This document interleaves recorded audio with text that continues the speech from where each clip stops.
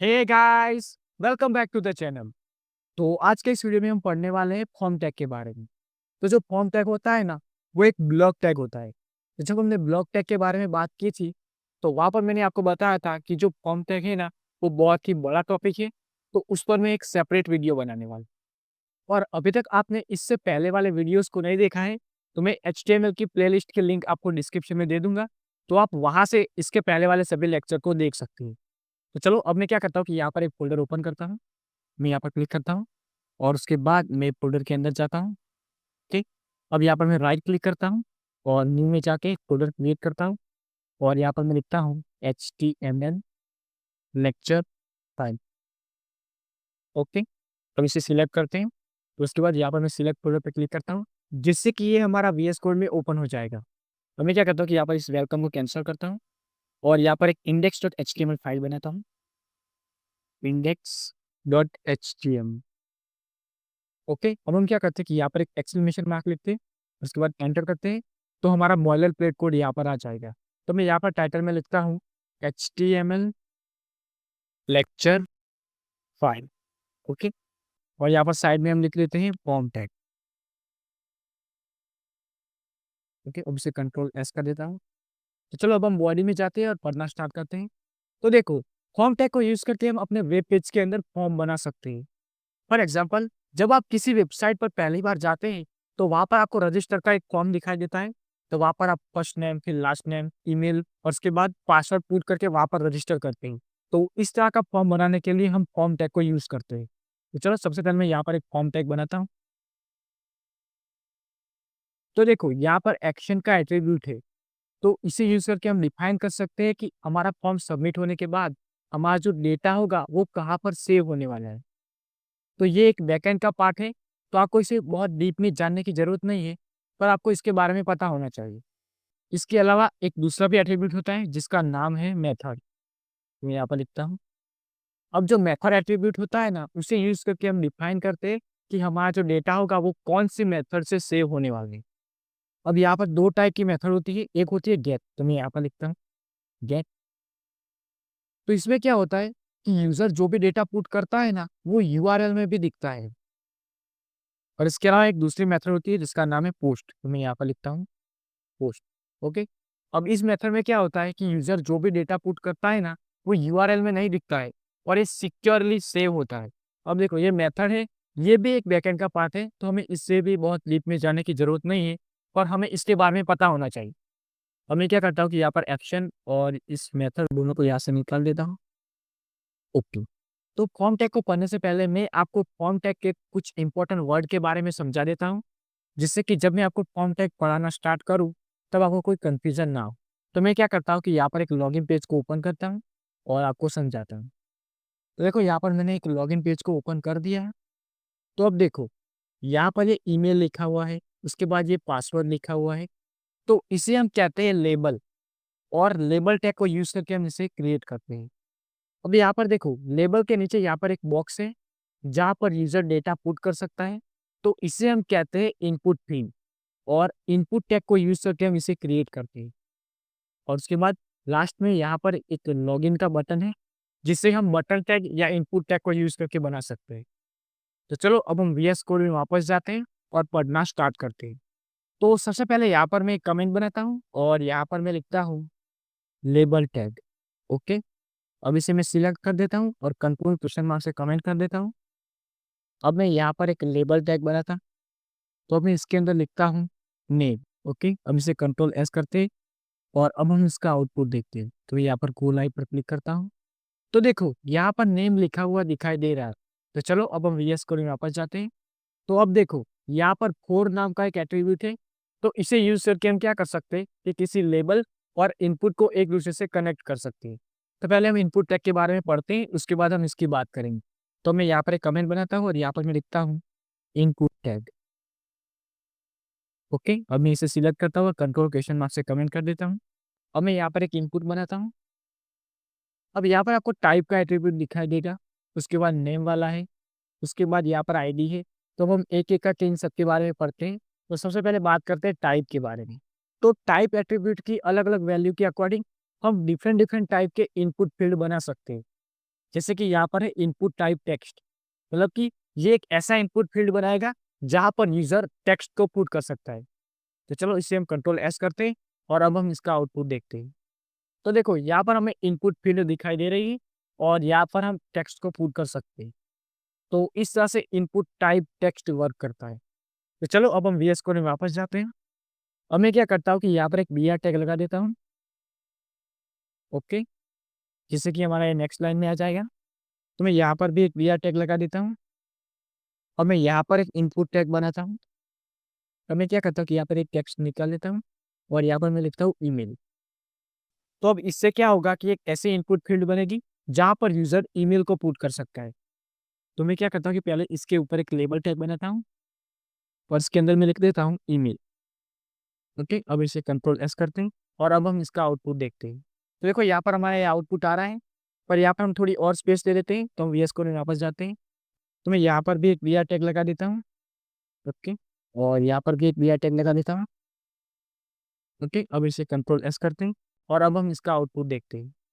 देखो अब हमारा ये आउटपुट दिखाई दे रहा है। अब यहाँ पर हमें एक सबमिट बटन की भी जरूरत होगी। तो मैं वीएस कोड में यहाँ पर जाता हूँ और यहाँ पर एक वीआर टैग लगाता हूँ पहले। उसके बाद यहाँ पर एक बटन टैग बनाता हूँ और यहाँ पर मैं लिखता हूँ सबमिट। यहाँ पर मैं 2 बीआर टैग लगा देता हूँ जिससे कि थोड़ी स्पेस ज़्यादा आ जाए। ओके, तो हम इसे कंट्रोल एस करते हैं और अब हम इसका आउटपुट देखते हैं। तो अब मैं यहाँ पर ईमेल वाले इनपुट फील्ड में कुछ टेक्स्ट लिखता हूँ और उसके बाद यहाँ पर सबमिट पे क्लिक करता हूँ। तो यहाँ पर हमें एरर दिखाई देगी क्योंकि ये इनपुट टाइप ईमेल है। तो हमें जो ईमेल का फॉर्मेट होता है ना, उसे ही फॉलो करना है। तो मैं यहाँ पर लिखता हूँ @gmail.com। ओके, तो अब मैं सबमिट पे क्लिक करूँगा ना, तो हमें एरर नहीं दिखाई देगी। तो ये हमारा फॉर्म सबमिट हो गया। तो इस तरह से इनपुट टाइप ईमेल वर्क करता है। तो चलो अब हम वीएस कोड में वापस जाते हैं और आगे बात करते हैं। तो मैं क्या करता हूँ कि यहाँ पर एक इनपुट बनाता हूँ और यहाँ पर मैं टाइप में लिखता हूँ हाइड और क्या करता हूँ कि यहाँ पर एक बीआर टैग लगा देता हूँ। एक और बीआर टैग लगा देता हूँ। ओके, तो अब इनपुट टाइप फाइल से क्या होगा कि एक ऐसी इनपुट फील्ड बनेगी जहाँ पर यूजर कोई फाइल अपलोड कर सकता है। तो चलो अब हम इसे कंट्रोल एस करते हैं और इसका आउटपुट देखते हैं। तो देखो ये हमारे इनपुट टाइप फाइल भी आ चुकी है जहाँ पर फाइल अपलोड करने का ऑप्शन भी है। तो इस तरह से इनपुट टाइप फाइल वर्क करता है। तो चलो अब हम वीएस कोड में वापस जाते हैं और आगे बात करते हैं। तो मैं यहाँ पर एंटर करता हूँ, यहाँ पर एक इनपुट बनाता हूँ। अब इसके अलावा एक टाइप की वैल्यू होती है जिसका नाम है रेडियो। तो मैं यहाँ पर रेडियो लिखता हूँ। तो अब इससे क्या होगा कि हम यूज़र को ऑप्शन दे सकते हैं और यूज़र कोई एक ऑप्शन को सिलेक्ट कर सकता है, जैसे कि मेल फीमेल वाला होता है। तो अब मैं आपको मेल फीमेल वाले एग्जाम्पल से समझाता हूँ। तो अब इसके लिए हमें क्या करना होगा कि ये इनपुट टाइप रेडियो है ना, इसके ऊपर एक लेबल बनाना होगा। तो मैं क्या करता हूँ कि यहाँ पर एक एंटर करता हूँ और एक लेबल बनाता हूँ। ओके, और इसके अंदर मैं लिखता हूँ मेल। ओके, मेल लिख देता हूँ। ओके, और उसके बाद मैं क्या करता हूँ कि इसे सिलेक्ट करता हूँ इन दोनों को और अल्टर शिफ्ट डाउन से एक बार इसे कॉपी कर देता हूँ। और अब मैं क्या करता हूँ कि यहाँ पर मेल की जगह पे फीमेल कर देता हूँ। तो यहाँ पर मैंने फीमेल लिख दिया है। तो अब मैं क्या करता हूँ कि इसे कंट्रोल एस करता हूँ और अब हम इसका आउटपुट देखते हैं। तो देखो यहाँ पर हमारा मेल फीमेल वाला भी आ रहा है, पर मैं क्या करता हूँ कि यहाँ पर एक बीआर टैग लगा देता हूँ जिससे कि हमारा जो सबमिट वाला बटन होगा ना, वो नेक्स्ट लाइन में आ जाए। तो मैं वीएस कोड में वापस जाता हूँ और यहाँ पर एक बीआर टैग लगाते हैं, एक और बीआर टैग लगा देता हूँ। ओके, और उसे कंट्रोल एस करते हैं और इसका आउटपुट देखते हैं। तो अब देखो यहाँ पर हमारा मेल फीमेल वाला भी आ रहा है और ये सबमिट वाला बटन है, उसके बीच में भी स्पेस आ रही है। अब देखो मैं यहाँ पर मेल को सिलेक्ट करता हूँ और उसके बाद फीमेल पे सिलेक्ट करता हूँ। ये देखो ये दोनों सिलेक्ट हो रहे हैं, पर हमें ये नहीं करना है। हम चाहते हैं कि यूजर सिर्फ एक ही ऑप्शन को सिलेक्ट कर पाए। तो उसके लिए हमें एक एट्रीब्यूट को यूज करना होता है। तो चलो मैं वीएस कोड में वापस जाता हूँ और आपको इसके बारे में समझाता हूँ। तो अब हमें क्या करना है कि यहाँ पर जो मेल लिखा है ना, उसके नीचे जो रेडियो बटन है और उसके बाद ये फीमेल लिखा है, उसके नीचे जो रेडियो बटन है। तो हमें क्या करना होगा कि इन दोनों रेडियो बटन को हमें सेम ही नेम देना होगा। तो यूजर सिर्फ एक ही ऑप्शन को सिलेक्ट कर पाएगा।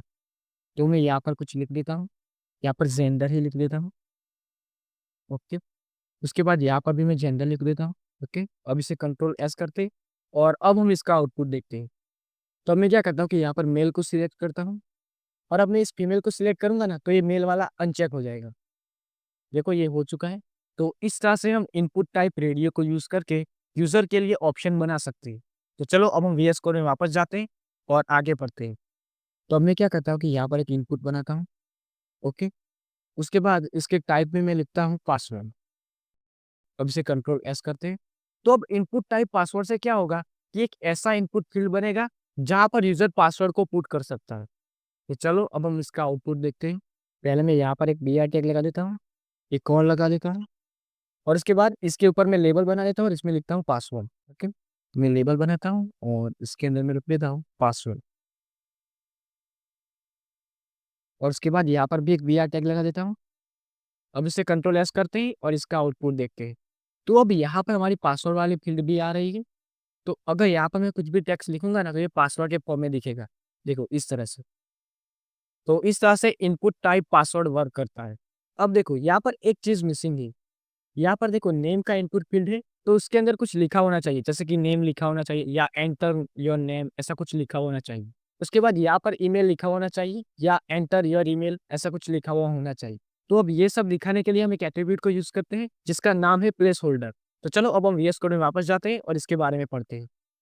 तो अब देखो यहाँ पर ये नेम वाले इनपुट फील्ड है ना, तो इसके अंदर मैं एक प्लेस होल्डर बनाता हूँ, ओके? और इसके अंदर मैं लिखता हूँ enter your name, enter your name, okay? अब इसे कंट्रोल एस करते हैं और अब हम इसका आउटपुट देखते हैं। तो देखो यहाँ पर एंटर योर नेम लिखा हुआ दिखाई दे रहा है। तो इस तरह से हम प्लेस होल्डर को यूज करके यहाँ पर टेक्स्ट लिख सकते हैं। तो चलो अब हम VS कोड में वापस जाते हैं और ये बाकी की जो इनपुट फील्ड है ना उसके अंदर भी प्लेस होल्डर लगा देते हैं। तो अब मैं यहाँ पर ईमेल के अंदर एक प्लेस होल्डर बनाता हूँ और इसके अंदर मैं लिखता हूँ एंटर योर ईमेल। अब मैं इनपुट टाइप पासवर्ड के अंदर भी एक प्लेस होल्डर बनाता हूँ और यहाँ पर मैं लिखता हूँ एंटर योर पासवर्ड। अब इसे कंट्रोल एस करते हैं और इसका आउटपुट देखते हैं। तो देखो यहाँ पर एंटर योर ईमेल और एंटर योर पासवर्ड ये भी आ चुका है। तो इस तरह से हम प्लेस होल्डर को यूज करके हमारे इनपुट फील्ड के अंदर भी टेक्स्ट लिख सकते हैं। तो चलो अब हम VS कोड में वापस जाते हैं और आगे बात करते हैं। अब मैं क्या करता हूँ कि यहाँ पर एक इनपुट बनाता हूँ, ओके? और अब मैं क्या करता हूँ कि इसके टाइप को मैं चेंज करता हूँ और इसमें मैं लिखता हूँ बटन। तो अब इनपुट टाइप बटन से क्या होगा कि एक बटन क्रिएट हो जाएगा। तो अब देखो इस बटन के अंदर कौन सा टेक्स्ट दिखेगा, तो इसे दिखाने के लिए हमें एक एट्रीब्यूट को यूज करना होगा जिसका नाम है वैल्यू। तो यहाँ पर मैं इसे बनाता हूँ, ओके? अब यहाँ पर मैं लिख देता हूँ सबमिट, ओके? तो अब इसे कंट्रोल एस करते हैं और इसका आउटपुट देखते हैं।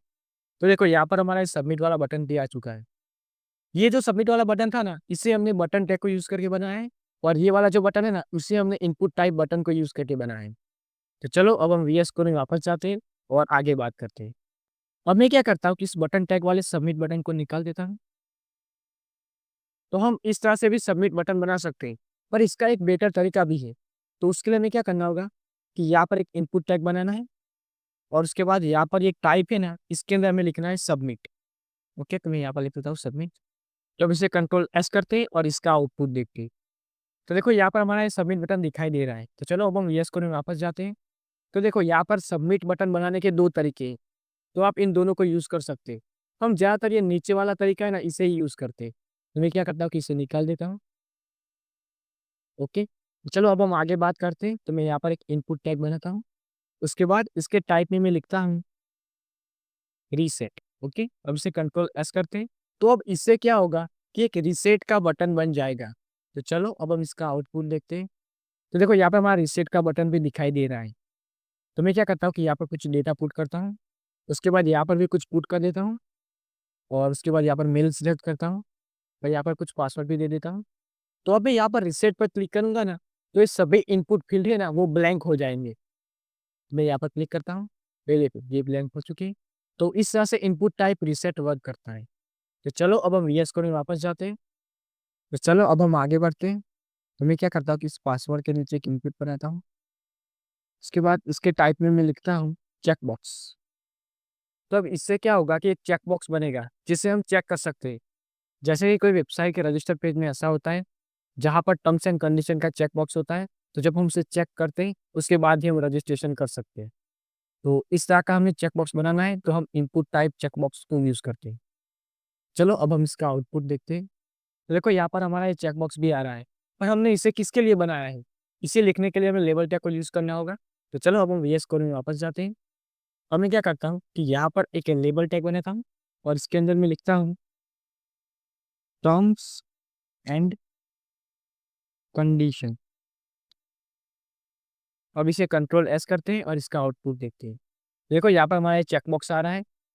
मैं क्या करता हूँ कि पहले कि यहाँ पर वी आर टैग लगा देता हूँ, जिससे कि हमारा सबमिट वाला बटन नेक्स्ट लाइन में आ जाएगा। ओके, तो मैं यहाँ पर एक वी आर टैग लगाता हूँ। ओके, एक और लगा देता हूँ।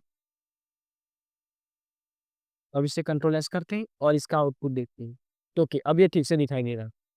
और अब हम इसे चेक भी कर सकते हैं। तो इस तरह से इनपुट टाइप चेकबॉक्स वर्क करता है। तो चलो अब हम वीएस कोड में वापस जाते हैं।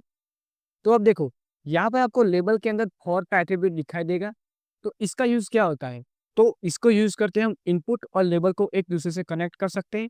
तो उसके लिए हमें क्या करना है कि पहले जो इनपुट है उसके अंदर आईडी देनी है, और जो हम आईडी देंगे ना, वही आईडी को हमें फॉर के अंदर लिखना है। तो इसे मैं आपको नेम वाले एग्जांपल से समझाता हूँ। तो मैं क्या करता हूँ कि यहाँ पर नेम के अंदर आईडी देता हूँ और इसमें मैं लिखता हूँ नेम। नेम ही लिखता हूँ। और हमें क्या करना है कि ये आईडी में जो भी लिखा है ना, वही हमें इस फॉर के अंदर लिखना है। तो मैं यहाँ पर लिखता हूँ नेम। ओके, अब इसे कंट्रोल एस करते हैं। तो अब ये दोनों एक दूसरे से कनेक्ट हो चुके हैं। तो अब इससे क्या होगा कि जब भी मैं यहाँ पर लेबल पे क्लिक करूंगा, तो उसके साथ जो कनेक्टेड इनपुट फीड होगी ना, वो फोकस हो जाएगी। देखो मैं यहाँ पर क्लिक करता हूँ, देखो ये फोकस हो रहा है। एक और बार करता हूँ तो देखो ये फोकस हो रहा है। तो इस तरह से फॉर का एट्रीब्यूट वर्क करता है। तो चलो अब हम वीएस कोड में वापस जाते हैं। तो इस तरह से आप यहाँ पर ईमेल को, फिर मेल फीमेल वाले को, और फिर इस पासवर्ड वाले का जो लेबल है और इनपुट फील्ड है उसे एक दूसरे से कनेक्ट कर सकते हैं। तो मैं सबको यहाँ पर कनेक्ट करके नहीं दिखा रहा हूँ, पर आप यहाँ पर उसे कनेक्ट कर सकते हैं। तो चलो अब हम आगे बात करते हैं। तो मैं क्या करता हूँ, इस चेक बॉक्स के नीचे यहाँ पर एक इनपुट बनाता हूँ, और अब मैं क्या करता हूँ, इसके टाइप में मैं लिखता हूँ 10। ओके, अब इसे कंट्रोल एस करते हैं। तो अब इसे यूज करके हम फोन नंबर के लिए इनपुट फील्ड बना सकते हैं। तो मैं क्या करता हूँ कि पहले इसके ऊपर एक लेबल बनाता हूँ। ओके, और इसके अंदर मैं लिखता हूँ फोन नंबर। ओके, उसके बाद यहाँ पर मैं एक वी आर टैग लगा देता हूँ, एक और लगा देता हूँ। ओके, अब इसे कंट्रोल एस करते हैं और अब हम इसका आउटपुट देखते हैं। तो अब देखो यहाँ पर फोन नंबर का भी इनपुट फील्ड आ रहा है, और देखो यहाँ पर मैं बहुत सारे डिजिट को लिख पा रहा हूँ, देखो। पर मैं ऐसा चाहता हूँ कि यहाँ पर यूजर सिर्फ 10 डिजिट को ही लिख पाए। तो इसके लिए एक एट्रीब्यूट होता है। चलो अब हम वीएस कोड में वापस जाते हैं और उसके बारे में पढ़ते हैं। तो अब मैं यहाँ पर इनपुट टाइप टेल के अंदर एक एट्रीब्यूट बनाता हूँ, जिसका नाम है मैक्स लेंथ। ओके, और यहाँ पर मैं लिख देता हूँ 10। तो अब इससे क्या होगा कि यूजर सिर्फ 10 डिजिट को ही पुट कर पाएगा। तो चलो अब हम इसका आउटपुट देखते हैं। तो मैं यहाँ पर पुट करता हूँ। तो देखो 10 डिजिट के बाद मैं यहाँ पर आगे पुट नहीं कर पा रहा हूँ। तो इस तरह से मैक्स लेंथ एट्रीब्यूट वर्क करता है। तो चलो अब हम वीएस कोड में वापस जाते हैं। अब देखो, अब हम कंट्री कोड को सिलेक्ट करने का बॉक्स बनाना चाहते हैं। तो उसके लिए एक टैग आता है जिसका नाम है सिलेक्ट टैग। तो मैं क्या करता हूँ, इस फोन नंबर के लेबल के नीचे एक कमेंट बनाता हूँ, और यहाँ पर मैं लिखता हूँ सिलेक्ट टैग। ओके, अब मैं इसे सिलेक्ट कर देता हूँ और कंट्रोल क्वेश्चन मार्क से कमेंट कर देता हूँ। तब मैं यहाँ पर एक सिलेक्ट टैग बनाता हूँ। अब हमें इसके अंदर ऑप्शन बनाने के लिए एक दूसरा टैग यूज करना होता है, जिसका नाम है ऑप्शन टैग। तो मैं इसे एंटर करता हूँ और यहाँ पर एक ऑप्शन टैग बनाता हूँ। ओके, अब हमें क्या करना है कि यहाँ पर हमें जो भी ऑप्शन लिखना है ना, वो यहाँ पर हम लिख सकते हैं।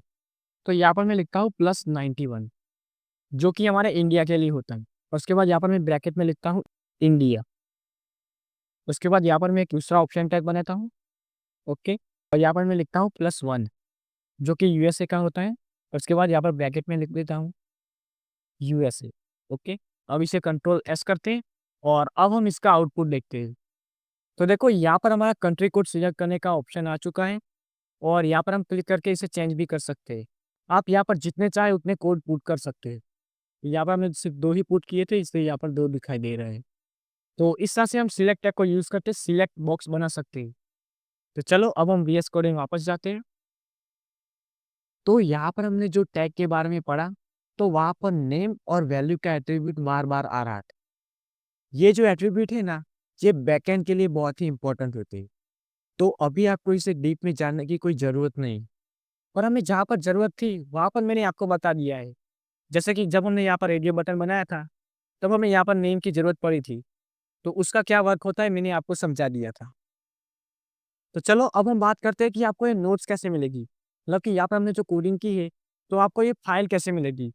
तो मैंने डिस्क्रिप्शन में आपको वेबसाइट की लिंक दे दी है, या आप गूगल में डायरेक्ट भी सर्च कर सकते हैं srprogramist.blogspot.com। और उसके बाद वहाँ पर आपको नोट्स के सेक्शन में जाना है, और उसके बाद लेक्चर के नंबर के अकॉर्डिंग आपको उसे डाउनलोड कर देना है। जैसा कि ये हमारा एचटीएमएल का लेक्चर 5 है, तो वहाँ पर आपको एचटीएमएल लेक्चर 5 लिखा हुआ दिखाई देगा। उसके सामने जो डाउनलोड का बटन होगा ना, वहाँ पर आपको क्लिक करना है। जैसे ही आप वहाँ पर क्लिक करेंगे, तो आप ड्राइव में रिडायरेक्ट हो जाएँगे। अब ड्राइव में क्या होता है कि हमने जो भी फ़ोल्डर अपलोड किया होता है ना, उसका नाम ऊपर दिखाई देता है, और उसके अंदर जो फ़ाइल होती है ना, वो हमें बीच में दिखाई देती है। तो यहाँ पर मैंने एक ही फ़ाइल बनाई है, तो आपको ये फ़ाइल वहाँ पर दिखाई देगी। तो आपको उसे डाउनलोड कर देना है। तो इस तरह से आपको नोट्स मिलने वाली है। तो चलो अब हम बात करते हैं प्रोजेक्ट के बारे में। तो मैं क्या करता हूँ कि यहाँ पर एक कमेंट बनाता हूँ, और यहाँ पर मैं लिखता हूँ प्रोजेक्ट। ओके, अब मैं इसे सिलेक्ट करता हूँ और कंट्रोल क्वेश्चन मार्क से कमेंट कर देता हूँ। तो इस प्रोजेक्ट में आपको क्या करना है कि एक रजिस्ट्रेशन फॉर्म बनाना है। तो मैं यहाँ पर इसके अंदर ही लिख देता हूँ, रजिस्ट्रेशन फॉर्म। ओके, अब इसे कंट्रोल एस कर देता हूँ। तो आई होप आज के वीडियो में मैंने आपको जो भी समझाया वो आपको समझ आ गया होगा, और अभी तक आपने हमारे चैनल को सब्सक्राइब नहीं किया है तो प्लीज़ सब्सक्राइब कर देना। तो आज के लिए बस इतना ही। So thanks for watching, and I will meet you in next one.